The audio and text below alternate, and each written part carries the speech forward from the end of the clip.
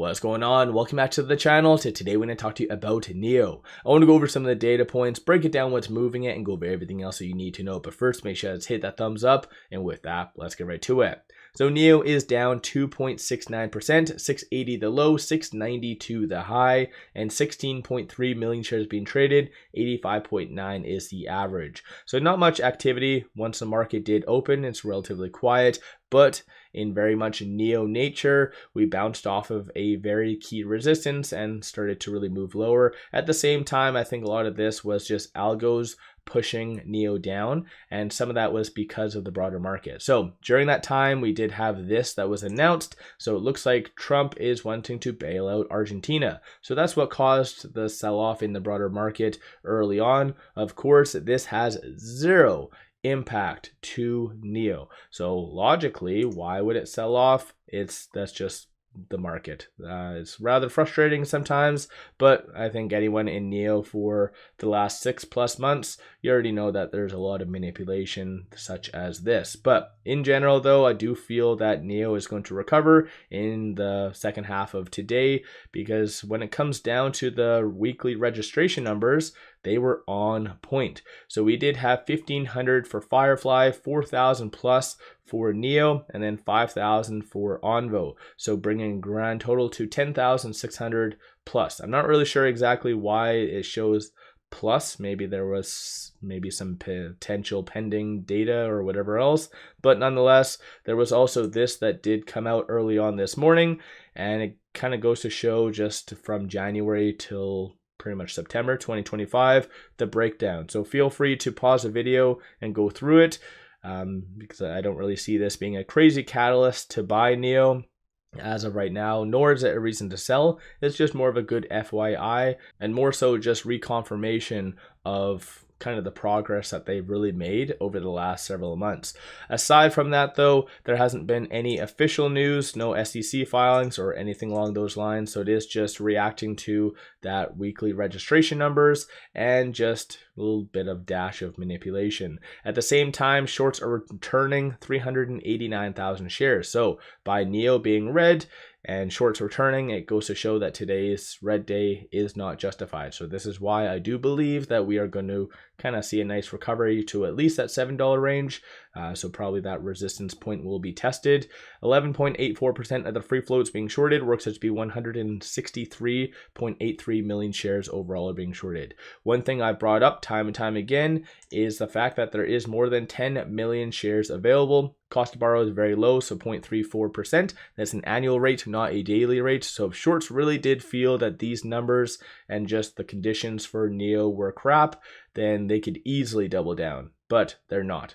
So again, kind of goes to show that today's red day is not justified. Looking at the options, 1.47 million in calls, 376,000 in puts, 50% of all the options being done are bearish in nature. So a lot of that has to do with just the same strategy that I've brought up in the past, that institutions wait up until the market does open, they buy puts, and then they're kind of letting the stock go down. That way their puts do appreciate. So something to keep in mind. From a bull standpoint, you see consensus for it to be kind of still between that 750 and 8. So still a lot of good optimism is on the table. Bears are anticipating for it to be sub.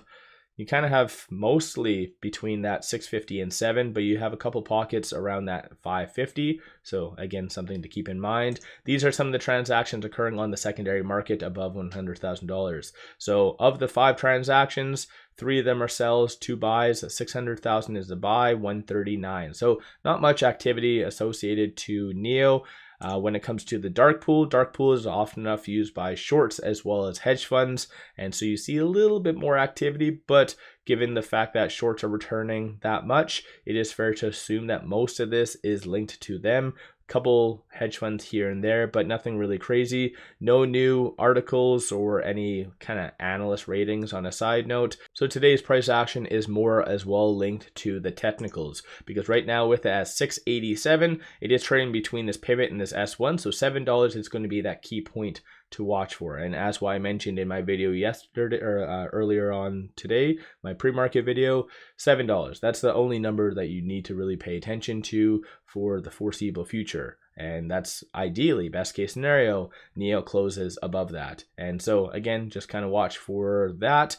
And then if it's able to close above that 7, then in theory you should see a retest of that 783. Aside from all that, quickly popping over here, still wedge bound between that 10 and 50-day moving averages. You see a little bit more kind of willing sellers looking at the market position, comparing yesterday and today. So unfortunately, a lot more kind of selling is kind of on the table, but you do see a lot of good willing buyers up until around that 668. If that does break, then you could see a little bit of a pullback. At the same time, you could see some testing of that 50-day moving average, but in my opinion, I still do believe that a lot of the data points that has been coming out, including the weekly registration numbers, are all fairly bullish, and that we will see a nice push higher once a lot of this manipulation kind of goes away. But big thing for at least the next little bit is to get over that 10-day moving average as well, and that is currently sitting at 703. Algos, you can see, are very active today, and that's from the flow. Of course, the market just opened roughly around 2 hours ago, so I think a lot of this push lower and suppression is coming from them, not necessarily shorts or anything like that.